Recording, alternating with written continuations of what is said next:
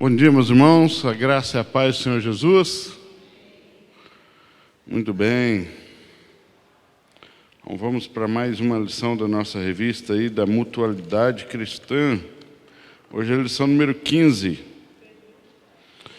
Sejam mutuamente hospitaleiros.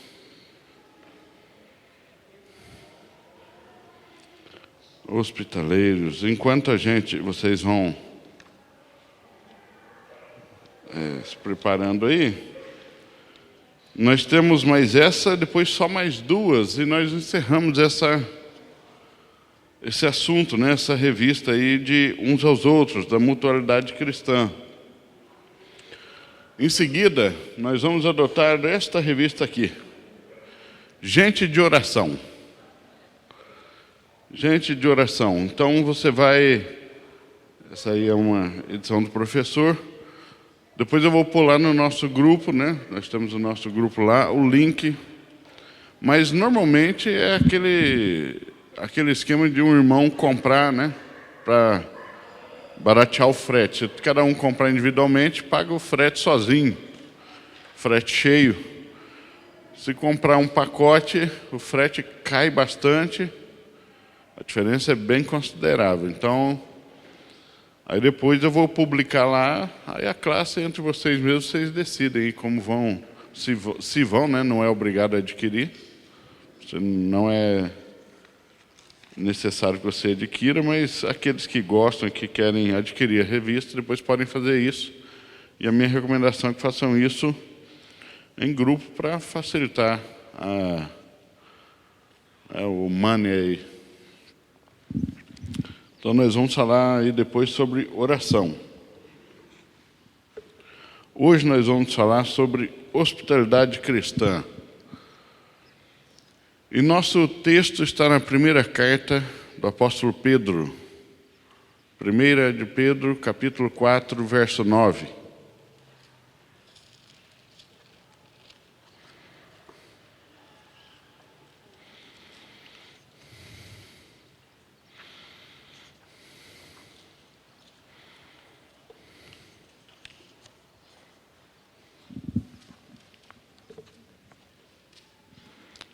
Primeira de Pedro 4:9. Quem pode ler para a gente?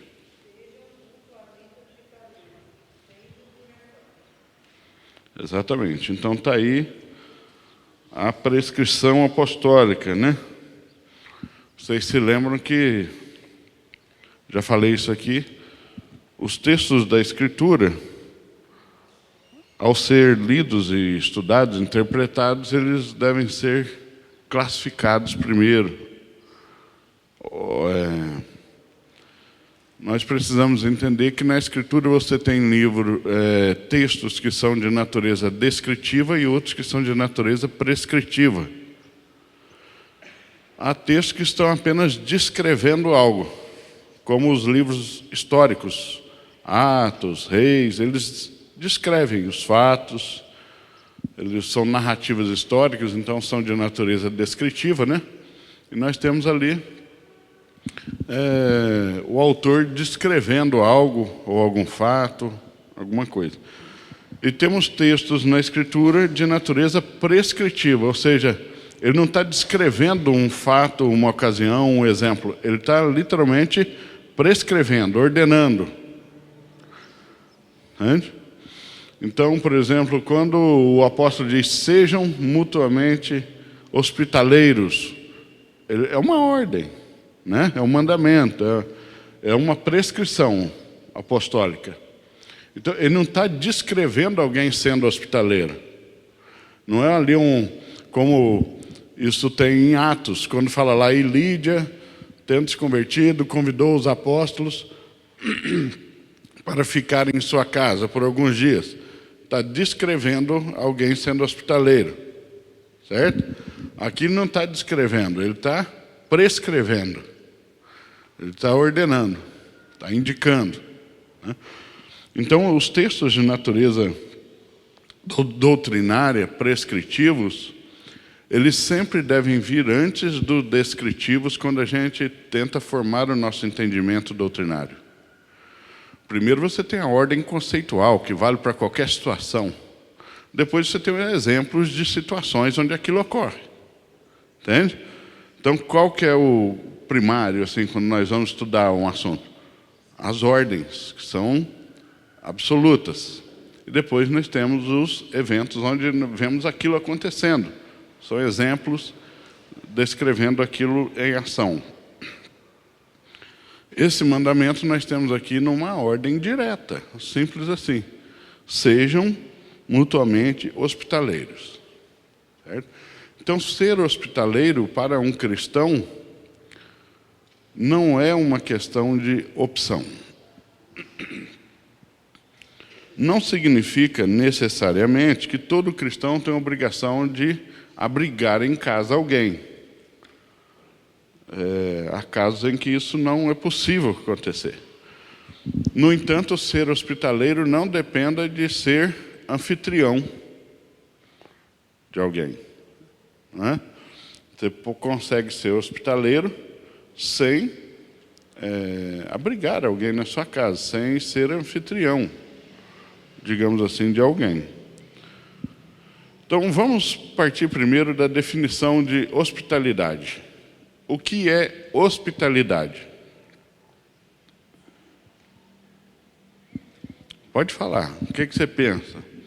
Hospitalidade, o que é? Acolher. Okay? Servir, o Robson disse. Receber. Ok. Cuidar.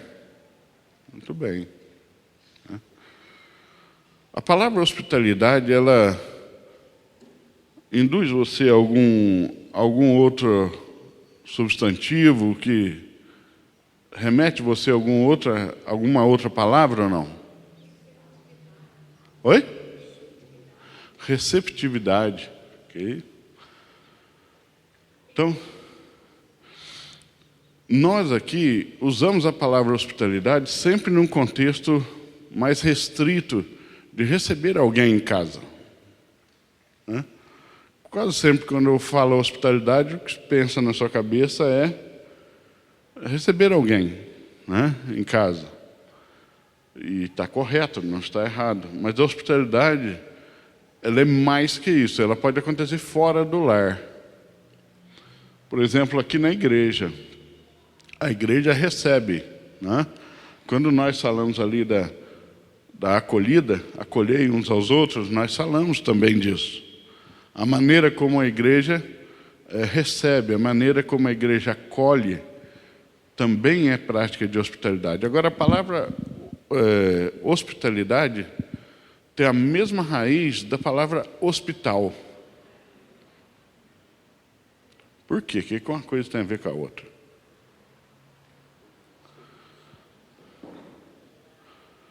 É interessante. Você já tinha feito essa ligação ou não? Ser hospitaleiro, praticar a hospitalidade, é estar disposto a contribuir para o bem-estar do outro. Né? O hospital é o quê? É o local de restauração, de recuperação, né? De bem-estar. Ninguém que está bem vai ao hospital. Quem vai ao hospital é quem? Quem está doente com mal-estar. Então, o hospital é o lugar de restauração. Né? Se restaura o bem-estar, se restaura a saúde. O restaurante tem esse nome porque restaura as forças. Né? É onde você come, onde você restaura as forças. O hospital tem esse nome porque é o local onde se restaura o bem-estar, se restaura a saúde. Ser hospitaleiro, portanto, é ser aquela pessoa que favorece o bem-estar do outro, que favorece, que cria um ambiente salutar, um ambiente de saúde, um ambiente de bem-estar para o outro, favorecendo que ele cresça, que ele seja abençoado, que ele melhore de alguma maneira. Isso é ser hospitaleiro. Então, quando a Bíblia diz para a gente ser hospitaleiro, a gente não precisa restringir isso a uma ordem que eu sou obrigado a abrir a minha casa para alguém. embora, obviamente, isso está envolvido, né? Mas nem todos nós temos realmente a possibilidade física de receber gente em casa, né? Há pessoas que realmente não têm essa possibilidade. Quando a gente passa por intercâmbios aqui, isso é muito evidente. Vem 40 pessoas de outra igreja para cá, vão ficar 3 dias. A gente sempre faz isso. A gente distribui esses irmãos na casa dos nossos membros, dos nossos irmãos também aqui. Alguns gostariam de hospedar, mas não têm as condições para isso. No entanto, são tão hospitaleiros quanto os que abrigam em casa. Às vezes mais. Então, ser hospitaleiro é aquela pessoa que contribui para o bem-estar do outro. Basicamente, é isso que é ser hospitaleiro. E é um mandamento. Por que é um mandamento? Por que a Bíblia se preocuparia em prescrever aos crentes esse mandamento?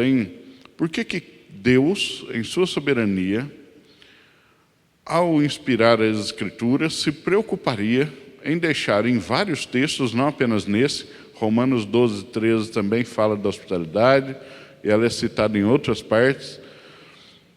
Por que essa preocupação de Deus? O que essa hospitalidade tem a ver com a nossa vida cristã, com a nossa espiritualidade? Por quê? Porque é mais fácil entender por que Deus ordenaria a oração. É mais fácil, é mais evidente. Por que Deus ordenaria a santidade, né? Mas por que Deus ordenaria a hospitalidade? Às vezes a gente tem dificuldade de perceber a razão disso ser um mandamento cristão. Por quê? Porque favorece a comunhão, com certeza. A hospitalidade, ela é um agente de comunhão, ela favorece a comunhão, com certeza. Ela favorece mais coisas também.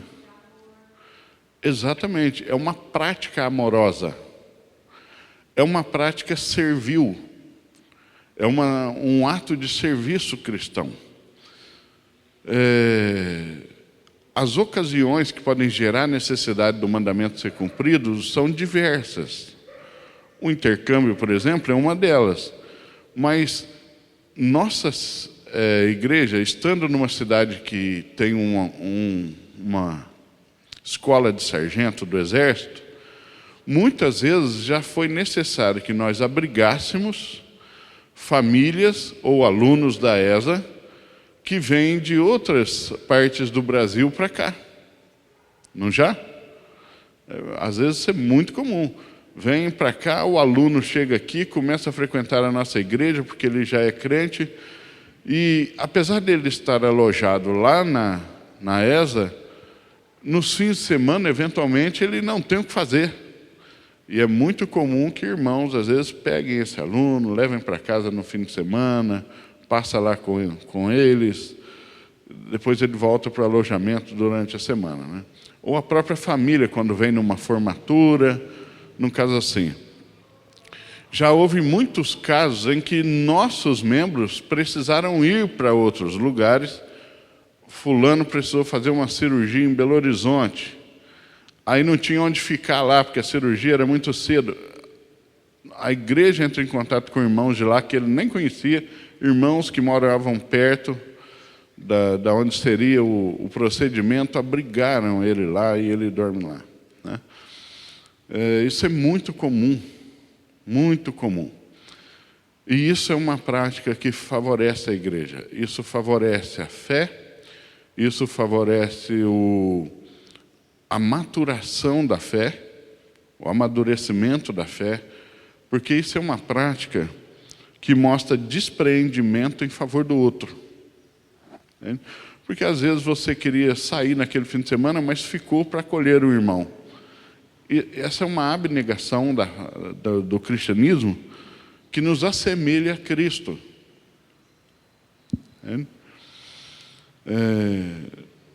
Jesus e os próprios apóstolos, muitas vezes, foram abrigados em casas que não eram deles, casas de outras pessoas, de amigos. Marta e Maria e Lázaro abrigavam Jesus toda vez que ele passava por Betânia. Oi? Não entendi. Cafarnaum não, era Betânia, né? Eles moravam em Betânia. E toda vez que Jesus passava por ali, ficava onde? Né? Lázaro lá fazia questão de que Jesus ficasse lá. Tanto que isso gerou ali uma relação de proximidade muito grande, né, entre eles. E outras ocasiões assim. Quando os apóstolos recebem a ordem de saírem pregando o Evangelho, Jesus deixou muito claro que eles deviam chegar numa aldeia, numa vila, numa cidade, e procurar ali pessoas que tinham fama de serem piedosas e se abrigarem na casa dessas pessoas. Se recebessem bem, a paz de Deus ficaria ali. Se não os recebesse, a paz de Deus voltaria com os apóstolos e eles deveriam sacudir o pó dos pés ao sair daquela cidade. Lembram disso? Então, a questão da hospitalidade sempre esteve presente, não apenas no Novo Testamento, com Jesus e os apóstolos. Talvez a história de hospitalidade mais famosa do Antigo Testamento é a de Eliseu, que passava sempre por um lugarzinho lá e uma senhora rica, né, viúva, via sempre o profeta Eliseu passando por ali, e o texto diz que ela um dia falou assim: vejo que este homem é homem de Deus. E ela construiu um sobradinho, né? Ela tinha posses, ela literalmente fez mais um cômodo em cima assim, e a Bíblia descreve até o mobiliário. Eu acho interessante o mobiliário que ela escolheu para o profeta. Era uma cama, uma mesa, uma cadeira, um candeeiro e uma jarra d'água. Não tinha mais nada, parecia um quarto de hotel barato, né? Mas era isso: uma cama, uma mesinha com uma cadeira, um candeeiro e uma jarrinha de água. Ela sabia que o profeta não precisava mais do que isso, não, e nem estava buscando luxo mesmo, né? Ela não encheu lá de parangolés. Mas a Bíblia diz que Eliseu passou a ficar hospedado ali toda vez que passava naquela cidadezinha ali, naquela vila, naquela aldeia.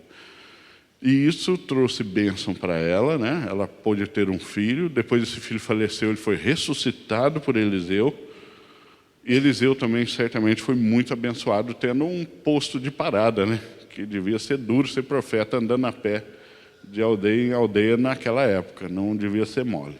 O ministério dos profetas era itinerante, né?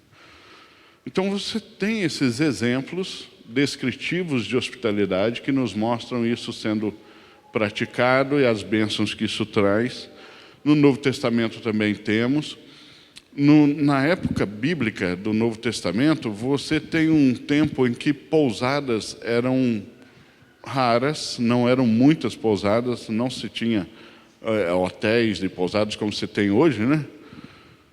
Já existia tanto que José e Maria, ao chegarem em Belém, procuraram pousadas, né, hospedarias, não encontraram vaga, a cidade estava assim por causa do censo, e eles precisaram ir para o curral, né, onde Jesus nasceu. Mas eles procuraram todas as hospedarias. Tem gente que acha que eles foram para o curral porque não tinham dinheiro.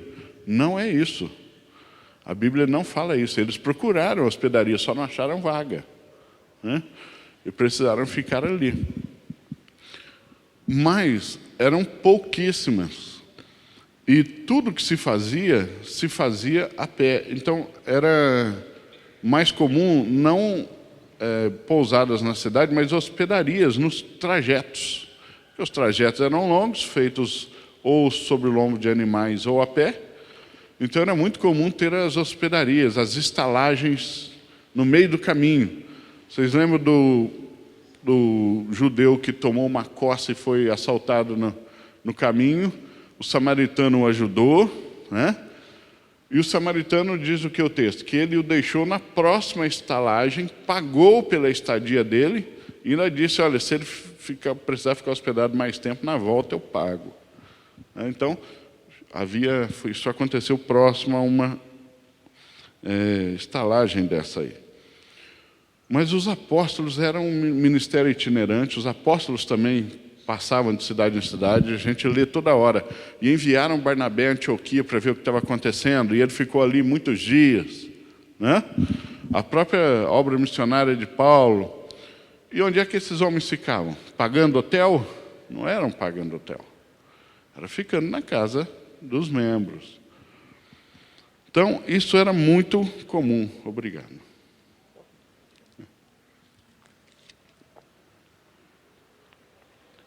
Portanto, um mandamento desse não é nada, nem um pouco estranho, numa época que, principalmente os pregadores, os mestres, eram itinerantes. Muitos deles percorriam cidades e ficavam ali, às vezes, anos. Paulo e Barnabé ficaram 2 anos numa cidade, plantando uma igreja. Depois, foram adiante. E nisso, na maioria das cidades, eles ficavam abrigados nas casas de membros. Nem todas. Em Corinto, Paulo fazia questão de pagar pela sua própria habitação, enquanto estava ali. Ele não admitia consumir nenhum recurso da igreja e dos membros da igreja de Corinto. Em outras cidades, ele admitia. Diz, Lucas.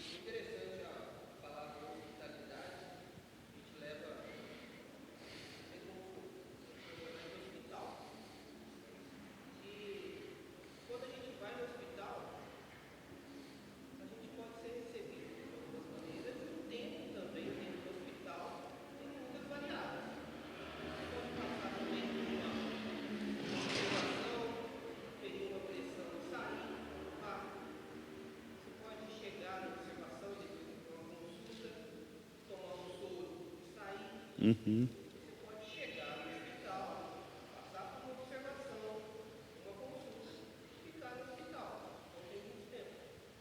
Então, para nós cristãos, a hospitalidade também, ela inclui receber uma pessoa para pousar em casa, ou até mesmo uma visita na casa de uma pessoa. Sim.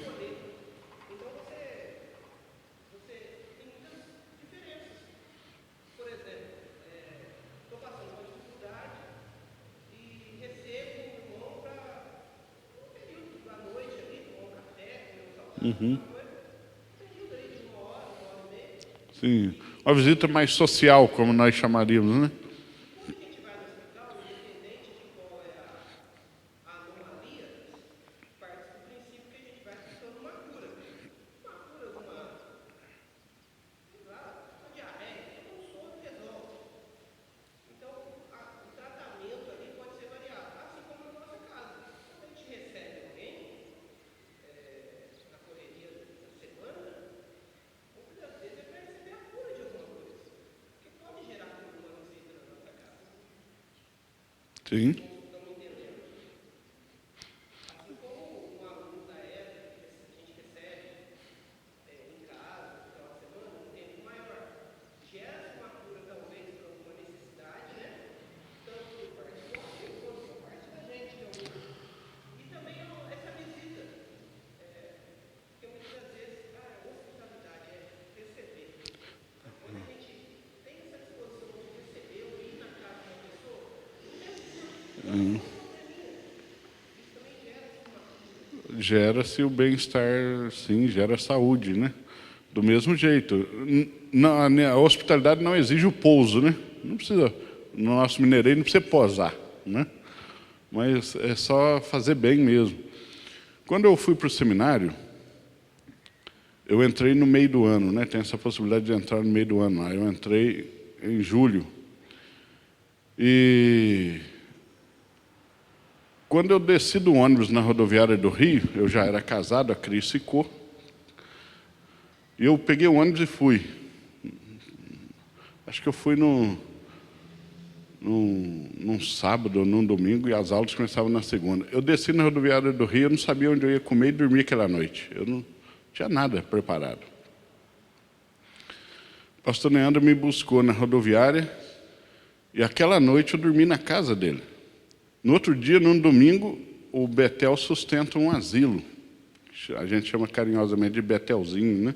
Fica do lado do seminário. É um abrigo para senhoras idosas, muito famoso no Rio de Janeiro, que só abriga senhoras que não têm mais parente. Se tiver parente, não entra lá. É só aquelas que não têm mesmo família. E é sustentado pelo seminário. No fundo desse asilo, tem um quartinho com banheiro. Aí o Neandro me instalou nesse quartinho. Então, eu fiquei 3 meses morando num quartinho com banheiro e 27 velhinhas na minha frente, né? 27 velhinhas na época. Então, assim, durante a semana, de segunda a sexta, eu almoçava no Betel e jantava no Betelzinho. As velhinhas me davam lá. No final de semana, o Betel não abria.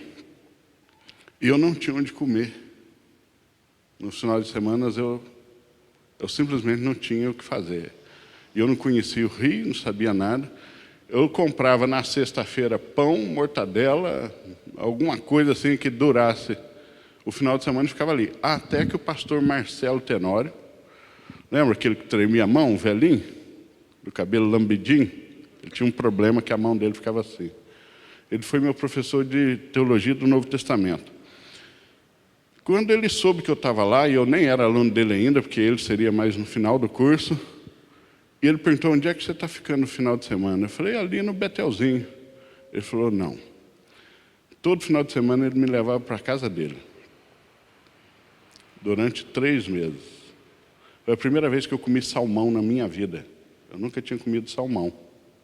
Ele fez um dia lá. Essas coisas a gente não esquece, né? Então, foi uma coisa extraordinária. E quando não era eu, era outro. Todo final de semana ele levava um seminarista. Ele tinha um quarto na casa dele só para abrigar seminaristas. É assim que se faz seminário, não é com aula de teologia. E isso marca a vida da gente. Entende? Mas eu posso dizer que eu dormi no mesmo quartinho que o Russell Shedd dormia quando ia lá palestrar no Betel. Então, estou bem. Né?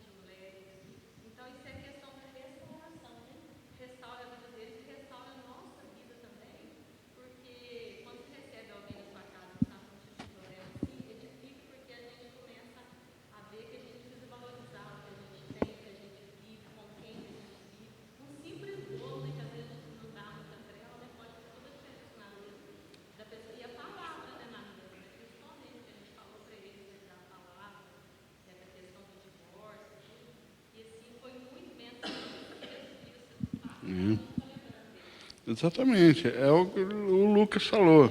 Às vezes restaura só regulagem de pressão e às vezes faz uma cirurgia inteira, né? Dessa aí. Mas acontece, a hospitalidade ela cria um ambiente para a bênção de Deus diferenciado. O Salmo 133, a gente sempre lembra dele quando o assunto é unidade e comunhão, né? Ó, quão bom e agradável é que os irmãos vivem em união e tal. Mas ali não diz unidade, diz união. Literalmente. Unidade é uma questão de espírito e propósito. Nós podemos estar longe, mas estamos em unidade. Estamos no mesmo espírito, no mesmo propósito. União é literal. União é estar junto. Né?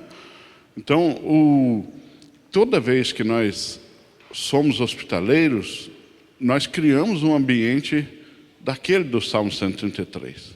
Né? Embora, eventualmente, pode acontecer da gente não abrigar anjo nenhum, né? Porque a Bíblia diz em Hebreus que alguns, sem saber, hospedaram anjos, né?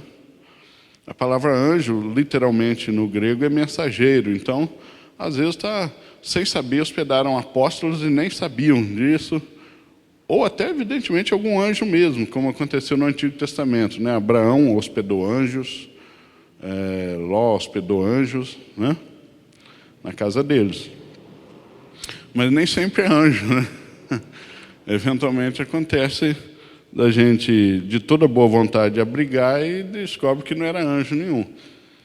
A minha irmã, uma vez, hospedou um pastor que foi uma tragédia, né? Hospedá-lo na casa da minha irmã.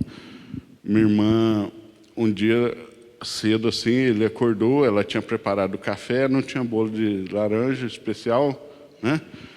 Mas tinha assim pão, margarina, e ela esquentou um leite e deixou um achocolatado do lado. Só que na casa da minha irmã, naquela época, o achocolatado era daquele da marca Xaropim. Não era o Nescau, o Toddy, né? Era aquele assim que até brilhava, igual terra vermelha, né? Quando você pegava na colher. Tem uns assim, bem ruinzinho. A hora que o pastor sentou na mesa, ele falou: o que é isso aqui? Eu não como isso aqui não. Jogou mesmo para o lado, tirou um dinheiro do bolso, deu uma nota na mão da minha irmã e falou assim: vai comprar um Nescau, eu não bebo isso aí não. Sério. Falou isso para ela, né? Não, falta de educação não. É porque ela era casada com o Paulinho, e o Paulinho é um pé de couve. Se fosse eu que estivesse lá, ele seria posto para fora, eu o colocaria para fora. Eu diria: olha, foi bom enquanto durou, você pode procurar a sua pousada, você não é mais bem-vindo aqui. Eu falaria. Né? Mas ela saiu, foi lá, comprou o Nescau, voltou e fez o Nescau para ele. Né? Então, gente assim também existe. Uma outra vez nós fizemos um intercâmbio com o Moneró, a coitada só pegava esses, né? Ela abrigou uma senhora com a filha adolescente, de possibilidade financeira muito alta lá no Rio. E ela caiu na listagem justo na casa da minha irmã, que não tinha nem asfalto na porta da casa, ainda era terra quando isso aconteceu. A minha irmã tinha aquela variante velha que vivia dando defeito, morando lá o Morada do Sol ainda era zona rural, não tinha asfalto, chovendo, aquele barrão na porta de casa. A mulher reclamou os 4 dias de congresso. Então, às vezes isso acontece. Né? O papel de ser hospitaleiro não é só para o crente como mandamento, não é só daquele que recebe, é daquele também que é hospedado. Nós temos que estar abertos para sermos a bênção na vida de alguém, como vocês foram, mas saber ser uma bênção também quando somos abençoados. Muitos crentes sabem até abençoar, mas não sabem ser abençoados. Não sabem. Têm dificuldade de ser abençoado. Então, a gente precisa aprender isso também, né? Que reconhecer o esforço de alguém nos fazer bem Então, isso é necessário, a gente aprender a ser hospedado também, porque isso pode acontecer, né? E a gente precisa estar pronto para todo tipo de situação assim, e ser mais abençoador quando somos hospedados do que quando hospedamos. A gente tem que ser uma bênção maior para aqueles que nos abrigaram do que quando abrigamos, né? A gente que é pastor, acontece muito. Por quê? Porque a gente é convidado para pregar, dar aula, e a maioria das vezes nos coloca em casa de irmãos, principalmente quando são igrejas com menor capacidade financeira, né?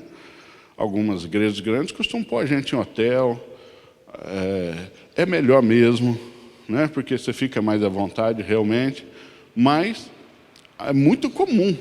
Então, a gente tem que saber. Uma vez eu fui pregar num congresso de adolescentes na Igreja Batista de Laranjeiras, no Rio de Janeiro. É uma igreja num bairro, vou dizer assim, não é dos mais ricos, mas também não é pobre, né? Uma igreja com a capacidade. E eu fiquei na casa de um irmão rico. Para mim ele é rico. Ele não se acha rico, mas eu acho ele rico, né? Tem essa questão de perspectiva também, né? Eu acho ele rico. E eu tive dificuldade. Por que eu tive dificuldade? Porque ele queria me fazer tão bem que me colocava em situações constrangedoras. Mas ele não percebia, ele não sabia. Eu entendia que ele estava querendo fazer bem. Ele quis me dar oportunidades que ele sabia que eu nunca tinha tido.